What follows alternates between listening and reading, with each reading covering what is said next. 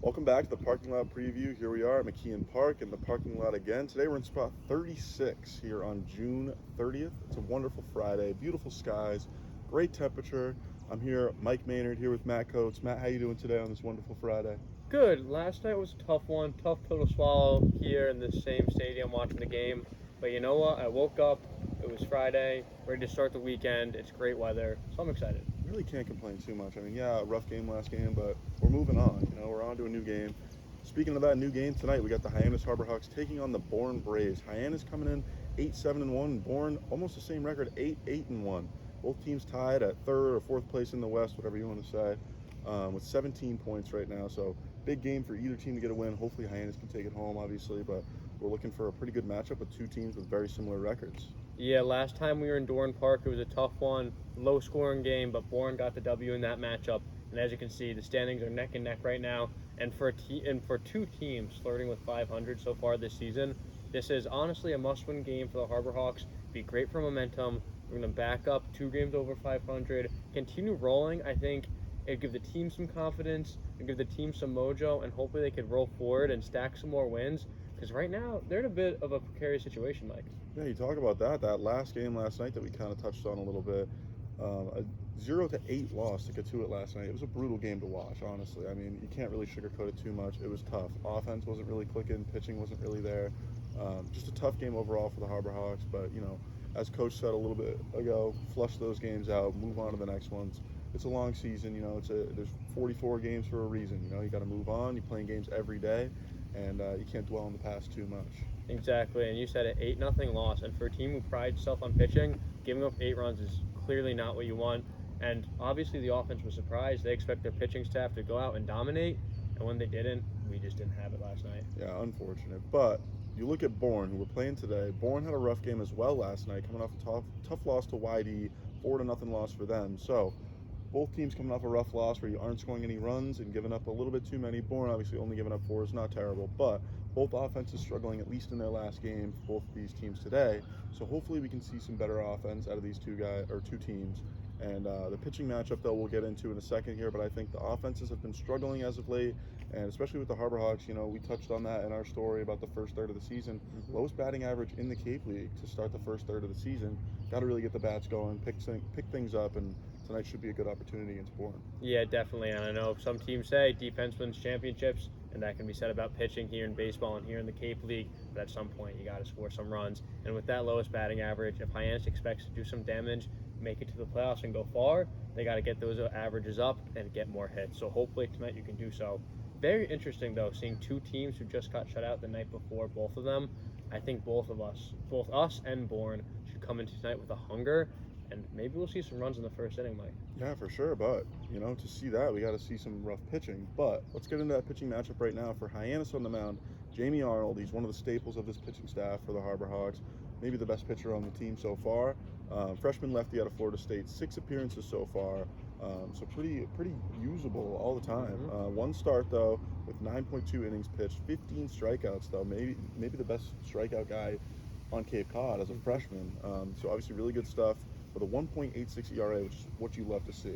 Only runs that he's given up were in his only start against Katuitt on the 21st. So we've seen him start one time. He only gave up 2 runs in that start in 4 innings, but that was the one time he gave up any runs. So hopefully Jamie Arnold can have a little bit more success in this start, maybe shut out the Bourne Braves, but we'll see. Who do you see on the Bourne Braves mound for today? So for the Bourne Braves, we have Liam Doyle. If that name rings a bell, it's because that is the pitcher who the Bourne Braves threw against us in the last matchup. So far, he's a freshman from Coastal Carolina, lefty. His only appearance was against Hyannis the 23rd. He went 4 innings pitched with 2 earns and 3 Ks. So a very similar start, actually, to Jamie Arnold's first start, where he gave up that 1 home run, which was 2 runs.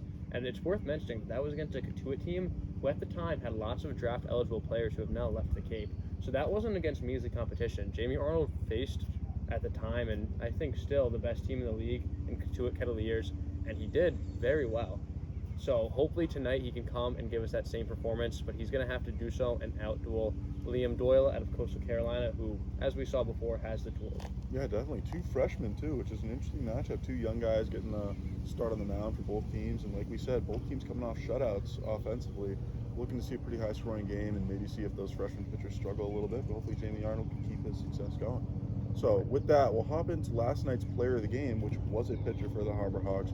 Carter Lovaz went 3 2/3, only giving up 1 run and 1 strikeout. Obviously, last game was a little bit tough to make a player of the game pick with a 0-8 loss. But what'd you see out of Carter last night? Yeah, Lovaz has been a guy who's been towards the back of the bullpen, does not have a lot of appearances so far this season, very few innings. Before tonight, his longest outing was 1 2/3 innings. So we talked about it last night when we interviewed him after the game. This was his longest outing of the year. He talked about how coach put trust in him to go out and finish the game, to really preserve the arms for the rest of the weekend. Because then, quite frankly, what was a blowout loss last night, we needed to preserve that bullpen so we can go into more competitive games and throw as many arms as possible. So Carter was what some may call a scapegoat, but can be looked at as an unsung hero last night, taking up all those innings, taking up all those pitches, and helping give his teammates some more rest going forward for the weekend. 100%. And we talked about that roster turnover yesterday and again in that story where we recapped the first third of the season. There's a lot of roster turnover, especially around this draft time with the MLB.